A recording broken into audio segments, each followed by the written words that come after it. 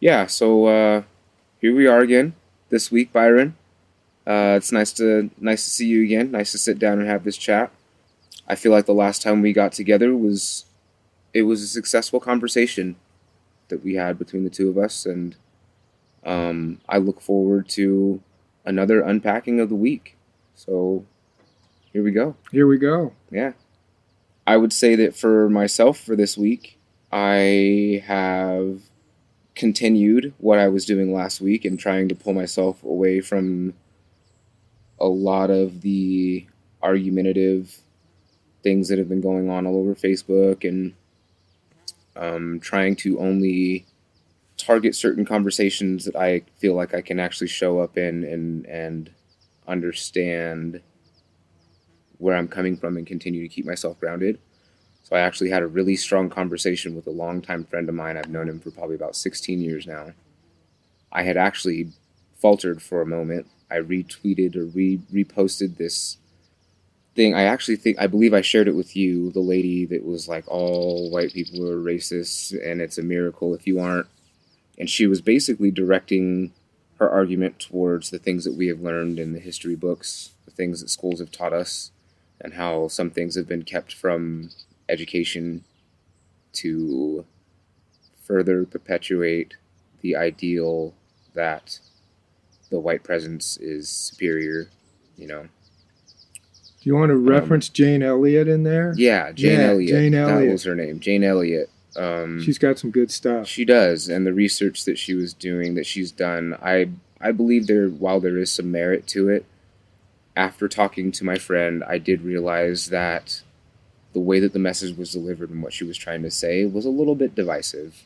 To start off saying that all white people are racist, I feel it's directly offensive, and I feel like that being said in the beginning instantly puts it in a position where it can detract from the message that she's trying to deliver, right? While I do believe that, yes, there are things in history that have been taught to us that have been put there to further the divide, and certain things that have been kept from us have been put there to do the same thing, I strongly believe that we have to be very diligent in making sure that the messages that we are delivering are paraphrased in a way that doesn't instantly make somebody want to hear it in a negative way or feel offended by the context of what's coming next. You know, I feel it's very important to remember to practice compassion when you're delivering whatever message you're trying to deliver,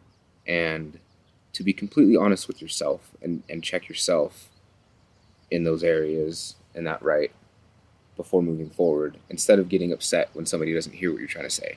You know, you have to think about the context you're paraphrasing in. So that's something that I've been really trying to do this week, is really trying to make sure that when I feel like there's a teaching moment that I can go forward with, whether it be a friend or just an acquaintance or a family member or whatever, I've been really taking it upon myself to make sure that, like I said, the way I begin the conversation is not something that is going to directly offend this person. That's not the work that we're trying to do. I don't feel like, you know, my intention is never to make anybody feel bad about the things that they have learned or unlearned, or I don't want anybody to feel attacked. I guess that would be how I've been handling my week. Right on. Yeah, well, this has been a big growth week for me. I've refined my understanding of racism and what a racist is. And I've also discovered a couple white fragility concepts, and I'll speak a little bit more to that in a moment. I'm referring to a particular Facebook feed that was about a racial joke. And it's a powerful. I'll reference that at the end. But basically, what I'm kind of embarrassed, actually, honestly, because I've been studying this for a while, right? Like I've said, you know, it's been more theoretical than practical. Right. But that said, I hadn't read Ibrahim X. Kendi's book, How to Be an Anti-Racist. I'd read his Stamp from the Beginning, which is amazing history of black culture and the history of slavery, the whole thing. He's very articulate in, What I want to speak to is that with Ibram Kendi's, his lens, looking through his lens, what he's teaching is basically that racism isn't a static thing. It's in the moment thoughts and actions. The heartbeat of racism is deniability. I'm not a racist. I'm a good person. But actually, we're all racist, living in a racist culture. We move in and out of racist thoughts, actions, and inactions all day long. Racism is not a static concept. So I'm wrapping my head around that, and that's providing a lot of traction for me, because I was kind of hung up on this static concept of a racist who was somebody that was a bad person. It reflected on their person, on themselves at their core. Right. And so for me, it's really helping me to move ahead and to realize that, no, it's more about if someone's supporting a what I consider a racist policy, I'm gonna speak to that. It helps me to free up. And this is the question I have: is I want to be in my heart. I want to come from my heart, like you were saying, but also I want to step up and I want to call it what it is. Right. And when it's appropriate. And sometimes, it's not appropriate to have a conversation so much as it is. Like Jane Elliott, she's a no holds barred person. Oh, yeah. That's her teachings. That's her how she frames her teaching style. That's right. Is to just make it real super clear and step in direct. the ring. Yeah, step in the ring. Exactly. Yeah. Yeah. Which I strongly appreciated that of her as well. There's like a fire inside that she just get the teaching across and tear it down by any means necessary. Right. So there's a couple other things too with white fragility. Not everybody's going to have a working concept of what that really is, but there is a book, White Fragility, by I believe it's Robin DiAngelo, and that's a good place to take a look. But anyway, what I've ran across is the notion of white solidarity. It's kind of an unspoken code that like white people have, and it's kind of like, I won't make you feel uncomfortable and you won't make me either, particularly about racial topics or things like that. And also there is a social status that's it's associated with solidarity. There are benefits derived from remaining silent, like if there's a racial joke or something like that even. And maybe there's several people in the group that really don't appreciate that, but they don't speak up, because there's a group acceptance as well, and there's even possible economic benefits from that, of being in the club. And unacceptance can cost you a job. There's social ostracization. There's prices to pay for speaking up. That's true. So so that's kind of my week, and in a short soundbite. Yeah. What are your thoughts on? There's been a lot of attack on like the statues that are still standing, trying to take down some of the statues that like the monument to Abraham Lincoln, Ulysses S. Grant, George Washington. All these things are being attacked around the country. The pushback on the Confederate flag, all these things. What are your thoughts on reducing those things down? Well, I'll start off by saying that since this is July 5th, President Trump gave a speech on July 3rd that I made it about halfway through. Yeah. And so I heard his particular take on all that. I think that actually that it depends on how much work you've done unpacking a complex history. Right.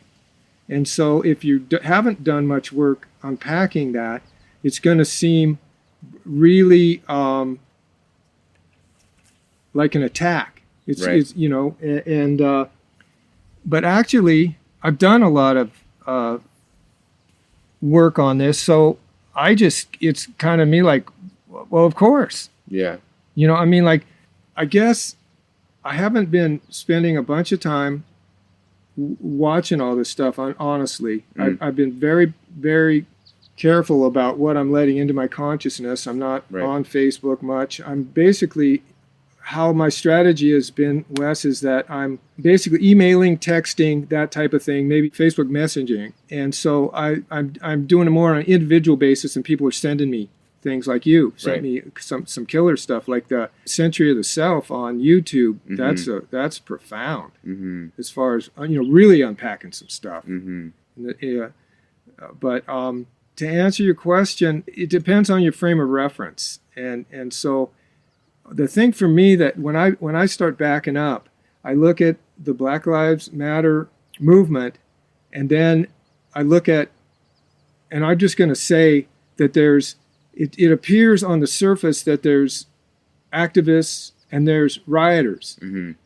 And so I'm not sure that the rioters, I'm sure it's more complex than that, but that's my take, coming from my limited, observations. Yeah. So I think that if you're looking at it from the outside, and you're seeing a bunch of rioters, then they're attacking the basic core of the country, you could say, by the founding fathers, so to speak. Right. Yeah, I guess speaking to that, I would say that there is a divided population, right, of the people that are trying to tear down the racism that exists in our country. There is like the Martin Luther King style that's nonviolent. I feel that there is a culmination of those both right now, and we're seeing a lot of fire behind both sides. There's a lot of people that are out speaking on these things and trying to make people understand why we feel like these things need to change. But we definitely, from my perspective, I feel like we do live in a country where it's reminded to us all the time of the oppression that we've gone through, that we are still going through in some sorts, in some areas. It basically changed faces, and if we can't all understand why and how that feels, then we're up for a way longer battle than we can most fathom or understand, right? So I did hear a short summary of what President Trump said, which I have a hard time even putting that president in front of his name, to be honest. From my side, our Constitution states that if our country, if our government is leading us down a path that is unconstitutional, that directly is destructive to what the American way was meant to be, that we as the American people are obligated and so forth hold the right in bringing that person out, pushing them out. That's kind of what we were supposed to do as Americans. So to see people understand why some of these monuments we want taken down, and to denounce the Confederate flag, and then to see so many people try to back his argument and why we shouldn't take them down, it all makes sense. Right? We're fighting ourselves. We're fighting internally right now. There's people holding on to a heritage, which I understand. Like, you don't want to, your image of your heritage is a fragile thing, and you feel like if that is being attacked or taken apart and all of the light is being shined on the dark portions of it, you're going to get defensive. It's what it is. Well, it is what it is. Also, I think that there's a complete divisiveness there's a strategic divisiveness that's being used by a man. I use president, when I referred to Trump. I'm going to break in, like, if you get curious about my personal reflections of President Trump, you can check out MVSpeakUP, Echoes from Rushmore, right, on MVSpeakUp. That'll give you an idea of where I stand. Okay, getting back, I believe that we've got a person, we've got a really unbalanced, emotionally unbalanced and ill person that's in the presidential seat. and that he's using divisiveness completely as a political device to try and forward his own agenda. That's right. And people are being invited to not think deeply and to just follow sound bites Just indulge. and indulge. And I don't support that. Me neither. Nope. By any means. Wake up. By any means. Yeah, by any means. Yeah, Mhm. yeah. Yeah, because if we let ourselves just continue to fall victim to the sound bites that are coming out and they're being thrown at us from his own agenda, then you have to see that you're just being taken advantage of, really. And well, the thing that's been blowing my mind, Wes, is that how long this guy's been able to pull this off. I mean, what he's doing is racist. It's totally racist. Extremely. And so how he gets, well, basically, it's justifying, and that to me, I mean, I'm gonna back up. I mean, Trump actually, we got to remember, he's just a representative of the structure. Right. You can put another politician. You can put another person. Sometimes I think that's part of his the magic is that he isn't thought of as a politician. He's a businessman. But what kind? What kind of businessman? It's like, if you look at the man's history, that becomes evidently, painfully obvious what kind of businessman he is. So anyway, back up a little farther. I'm remembering what my definition of racism is. It's obvious in that how he's been allowed to, by, I will say, the conservative party, has given him a platform, and I think that racism is inherent in just that, how successful he has been able to maneuver and hasn't been called out completely and utterly and just put down like anybody else in my memory who's had anything close to this. Even the slightest bit has always been brought into light and dealt with accordingly. But this time around, it's just it boggles my mind sometimes to the things that fly out of his mouth. And I do like the way that you put it in Echoes of Rushmore, how he is merely a reflection of the system, right? That it's directly true. It's not. Yeah, you could put anybody else in that spot, and the system is still in place. So, really, I remember saying this before he became president. I remembered saying that I feel like it's almost a good thing that he is where he is, in a way, because I do not see him having a strong enough filter to be able to subtly continue to give out the message of racism. He says things so abruptly offensive and direct that it's like, okay, now we can see the system for what it is. Now we can all see the system for what's going on. He's flailing. He's floundering. He's all over the place. He says something, and then he calls it sarcastic a few days later when he hears the pushback. Oh, that's cool. Thanks for mentioning that, because to me that's highlighting a racist structure, which is basically to say something and then to deny it. It's deniability. And I'm getting into theoretical here, but it's denying it, and that's total Trumpism. Is what he's been doing, is to say something outrageous and then deny it and say, like, oh, there isn't a racist bone in my body. I'm the least racist person on the planet, kind of thing. Yeah, and it's like, that's bullshit. Just said something super racist. Yeah, exactly. And here's the key. This is what we need to remember, and why Byron, at this late stage, just learning about it, I'm going to bust myself, right? Because I don't want to be acting like we're talking down to people. Right. This is, we're just having a conversation. Right. But that's my own check, because I'm busting myself again. I got an ego, and I love to educate, and like, right. And right. that if you want to, like, I feel it. Like, the teachable moment isn't doing that. Mm-hmm. So anyway, where the hell were we? And we're going to call it good there for this week, but stick around for a minute. I'd like to introduce you to my wife and accountability partner, Raven. We're going to spend a few minutes exploring something that came up during this conversation with Wes. Well, thanks for the opportunity to have this conversation with you, Byron. So when I was listening to your conversation with Wes, and you came to the point where you were speaking about the book Stamped from the Beginning by Ibram X. Kendi, and you mentioned that it was about Black culture. When you said that, it sort of sent a jolt through me, and I got really uncomfortable at that moment. And I think it's because maybe you were having a white fragility moment. Do you want to tell me about that?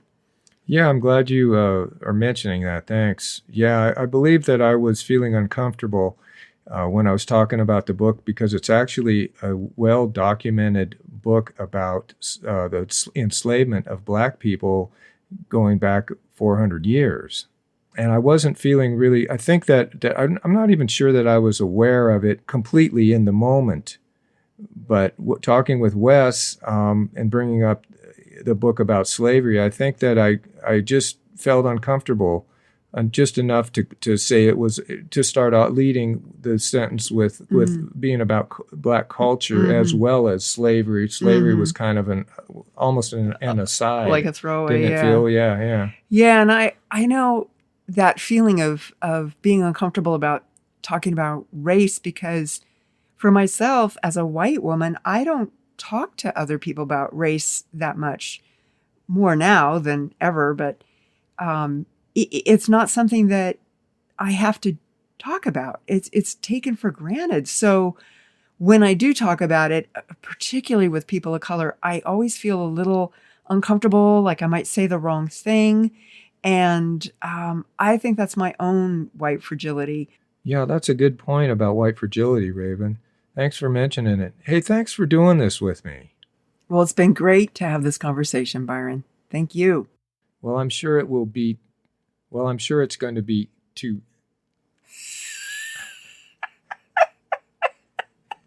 Well, I'm sure this is going to be continued. To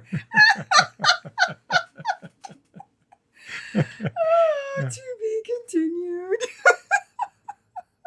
Well, I'm sure this is going to be continued. No. How do you say that? It's like... Continued? No, To be To be continued. To be continued. Well, let's just say this is going to... Are you trying to say to be continued?